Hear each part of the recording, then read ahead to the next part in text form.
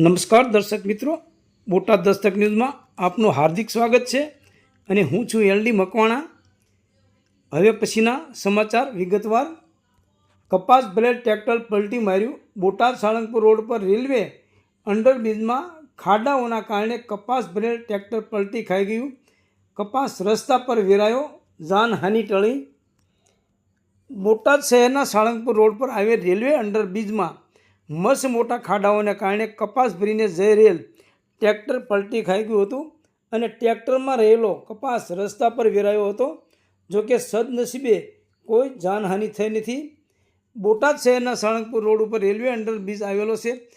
આ અંડરબ્રિજમાં છેલ્લા ઘણા સમયથી મોટા ખાડાઓ પડી ગયા છે, તેમજ વરસાદ બાદ વધુ ખાડાઓ પડી ગયા છે અને ખાડાઓનું સામ્રાજ્ય જામ્યું છે, જેથી અહીં અનેકવાર અકસ્માતો પણ થયા છે। તેમ છતાં તંત્ર દ્વારા કોઈ કાર્યવાહી કરવામાં આવતી નથી અને તંત્ર ઘોર નિંદ્રામાં હોય તેવું લાગી રહ્યું છે।